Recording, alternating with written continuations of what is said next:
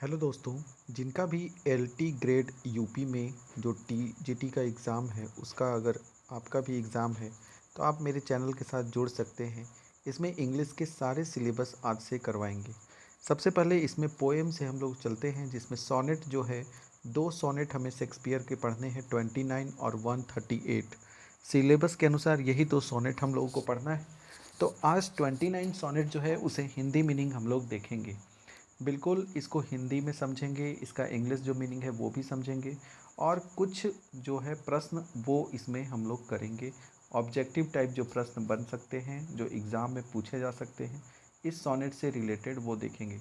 अगले वीडियो में 138 जो है वो लेकर आते हैं। तो चलिए हम लोग चलते हैं। पहले इसका मीनिंग जो है, पहले इस पोएम को देख लेते हैं और उसके बाद फिर इसे देखते हैं। विलियम शेक्सपियर का लिखा हुआ ये सोनेट है। When I discuss with fortune and means I alone beweep my outcast state, and trouble deep heaven with my bootless cries, and look upon myself and curse my fate, wishing me like to one more rich in hope, featured like him with friends possessed, desiring this man's art and that man's scope, with what I most enjoy, contented least, yet in these thoughts myself almost despising.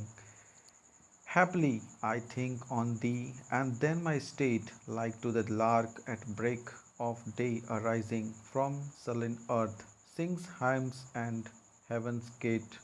For thy sweet love remembered, such wealth brings, then I scorn to change my state with king. यहाँ पर ये जो है एक व्यक्ति के दो भावनाओं को दिखाया गया है।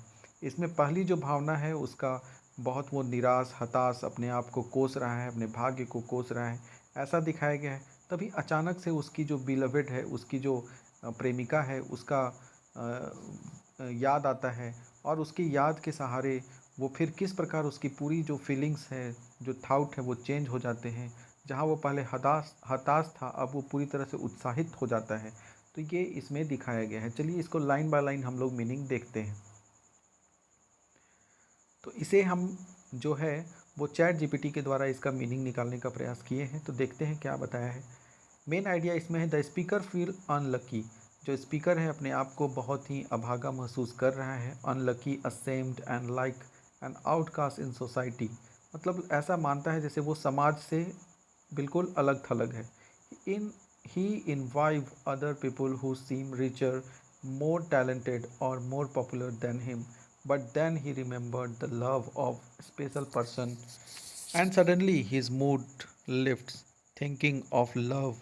That thinking of that love make him feel so rich and blessed that he would trade places even with a king.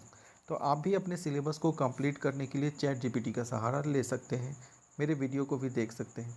When अगर लाइन बाय लाइन हम लोग देखने का प्रयास करें तो फर्स्ट 1 to 4 लाइन जो है वो उसमें कहा गया है, when in disgrace with fortune and men's eyes, I all alone beweep my outcast state, and trouble deep heaven with my bootless cries, and look upon myself and curse my fate. The speaker says, इसमें लेखक कहता है कि when I feel unlucky, rejected by people and left out, I cry alone. I pray but heaven doesn't answer and I curse my life. अपने जो ज़िंदगी है उसको बार बार कोसता है, अपने आप को अनलकी महसूस करता है। रिजेक्टेड बाय पीपल, उसे लगता है कि लोगों के द्वारा वो पूरी तरह से रिजेक्ट कर दिया गया है, हटा दिया गया है, नेगलेक्ट कर दिया गया है। Wishing me like to one more rich in hope, featured like him with friends possessed, despairing this man's art and that's man's scope, with what I most enjoy contented least. इन पंक्तियों में कह रहा है, he wishes he had someone else hope, looks, talented, talents or friends. He envies what others have and even feel unhappy with the things he usually enjoy. Yet in these thoughts myself almost despising, Happily I think on thee, and then my state, like to the lark at break of day arising from sullen earth, sing hymns and heaven's great gate. But when he almost but when he is almost hating himself with all these sad thoughts, he suddenly remembered the person he loved. जब ये सभी जो उसके दिमाग में आ रहे थे, उसको वो जो भी चीज़ सोच रहा था उसको गलत लग रहा था, उसे नफ़रत कर रहा था, तो तभी उसके मन में अचानक याद आता है उसकी जो लव है, उसकी प्रेमिका जो है उसका। Just thinking of that person lift him up, उसे देखते ही वो पूरी तरह से उत्साहित हो जाता है। लाइक अ बर्ड, लार्क एक शब्द यहाँ कहा गया है जो कि एक बर्ड का सिंबल है। बर्ड है, एक प्रकार का पक्षी है।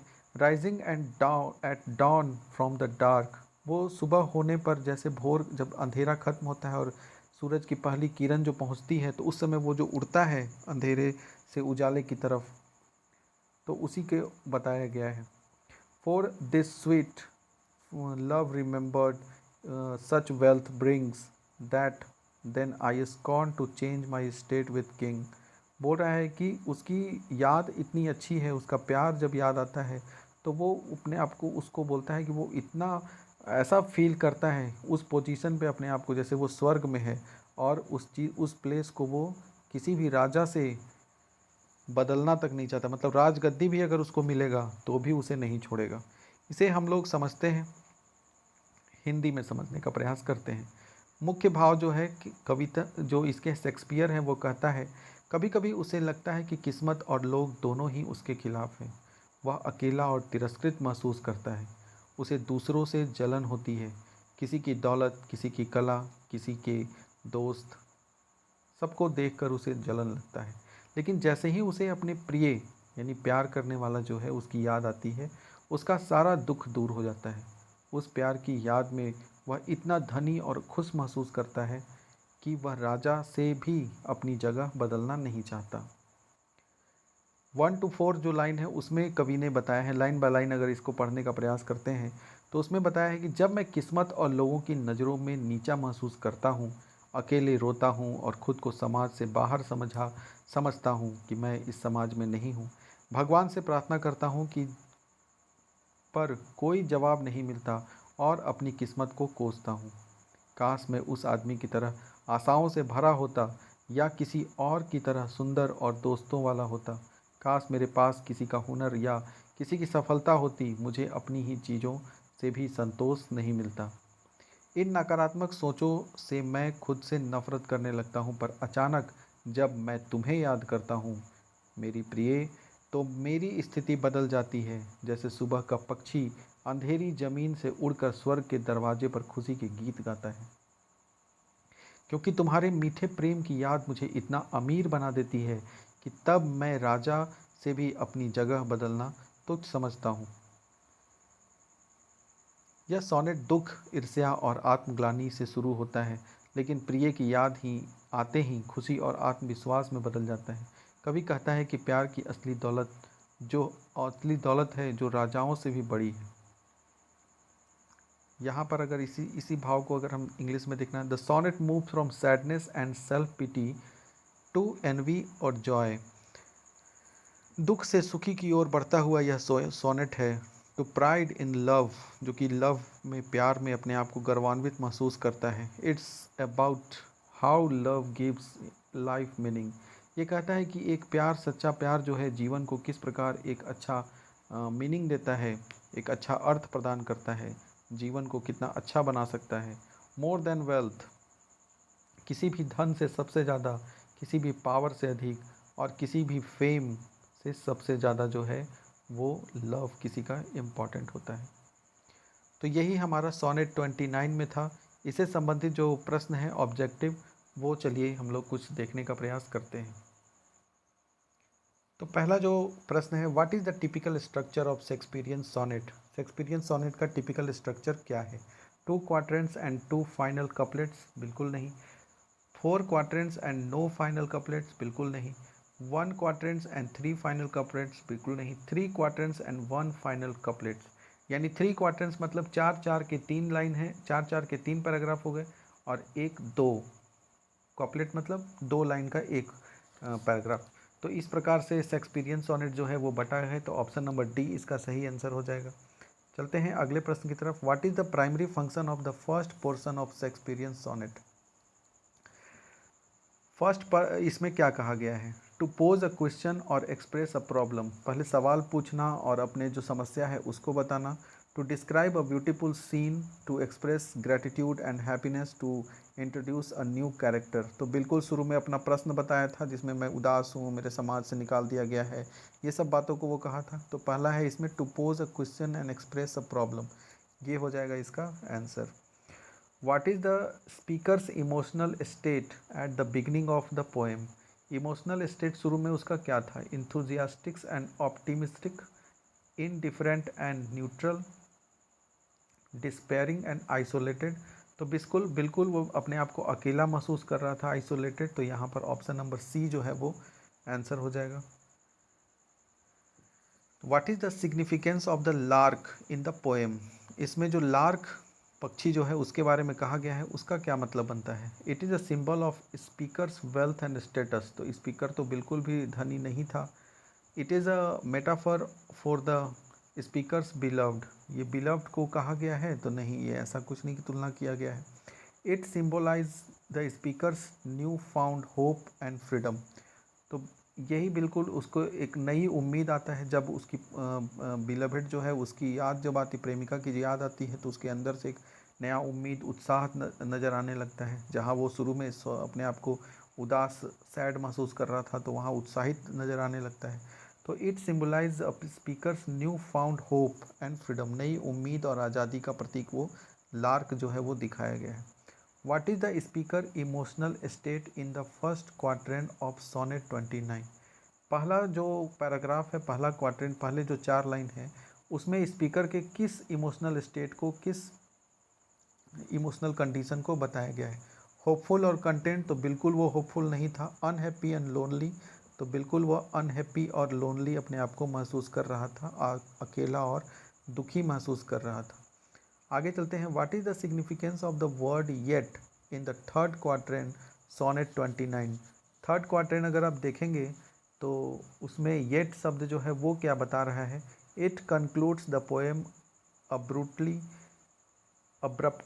It emphasizes the speakers unhappiness, it introduce a new character, it indicate a shift in thought and tone. तो येट जो है वो यहाँ पर यही उसके जो सोच जो है वो टोन और सोच दोनों बदल रहे हैं, चेंज हो रहे हैं जब उसको उसकी प्रेमिका की याद आती है।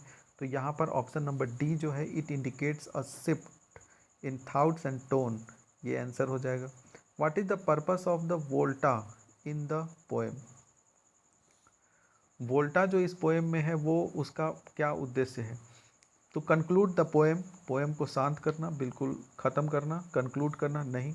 To provide a summary of the poem नहीं। To introduce a new character नहीं। To make a shift in tone और आइडिया, तो उसका जो शिफ्ट हो रहा है मतलब जो चेंज हो रहा है टोन और उसका जो दिमाग जो आइडिया है, उसकी जो सोच है वो चेंज हो रहा है, उसी को ये दिखाने का प्रयास कर रहा है। तो ऑप्शन नंबर डी इसका हो जाएगा। What is the symbolic meaning of the lark in sonnet 29। 29 में सिम्बॉलिक मीनिंग क्या बताए गए हैं। It symbolize hope and joy, तो बिल्कुल उसके उम्मीद और खुशी को दिखाया है वहाँ पर। तो ऑप्शन नंबर ए सही हो जाएगा।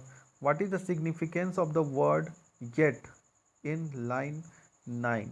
9 लाइन जो है उसमें येट जो शब्द है वो क्या बता रहा है, तो अभी हम लोग देखे थे इसके बारे में। इट इंट्रोड्यूस न्यू आइडिया नहीं। It is a traditional transitional word नहीं।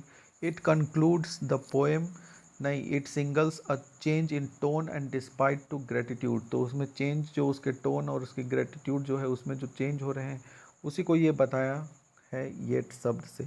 10वां और आखिरी प्रश्न है इस वीडियो का कि what is the speaker attitude towards his beloved. Beloved के खिलाफ के प्रति उसका क्या एटीट्यूड था, क्या बिहेवियर था। तो ग्रेटफुल था बहुत, बिल्कुल। एंग्री था नहीं। सैड था नहीं। इनडिफरेंट था नहीं। तो उसका बहुत ही ग्रेटफुल था वो, ठीक है। What is the central theme of sonnet 29। Central theme इसका क्या है सोनेट का। The power of friendship and relationship. Power इसमें दिखाया नहीं गया है कि उसका रिलेशन कैसा था। The speaker unhappiness with their life and finding gratitude, ये हो सकता है क्योंकि शुरू में बहुत वो दुखी था और बाद में उसको ग्रेटिट्यूड जो है वो पाने का कोशिश कर रहा था। The importance of wealth and status नहीं, the beauty of nature and environment नहीं। तो ऑप्शन नंबर बी जो है वो इसका सही आंसर हो जाएगा। हाउ डज, आज यहीं तक रखते हैं दोस्तों 12 क्वेश्चन तक। How does the speakers feel about their life in the first two quadrants of the sonnet 29। पहले दो क्वाड्रेंट जो है 4 4 8, एक क्वाड्रेंट मतलब 4 लाइन, तो 4 4 8 लाइन में जो है अपने आप को वो किस प्रकार अपने लाइफ को बताया है, कैसा महसूस कर रहा है। तो होपफुल था तो बिल्कुल नहीं, अनहैप्पी एंड फील अलोन तो बिल्कुल सही, they are unhappy and feel alone, तो यही हो जाएगा आंसर। इसका पूरा जो है इसमें जितना भी प्रश्न है वो सभी प्रश्न आपको अलग से एक वीडियो में बनाकर देंगे और अच्छे से डिफाइन करके। तो इस प्रकार से प्रश्न जो है वो पूछे जा सकते हैं हमारे एग्ज़ाम के लिए। तो अगर आप भी यूपीएलटी का या किसी भी टीचर एग्ज़ाम का करना चाह रहे हैं और इंग्लिश आपका सब्जेक्ट है तो बिल्कुल मेरे चैनल से जुड़ जाइए। आपको ज़रूर से ज़रूर अच्छा से अच्छा जो कंटेंट है वो देने का प्रयास करेंगे। धन्यवाद।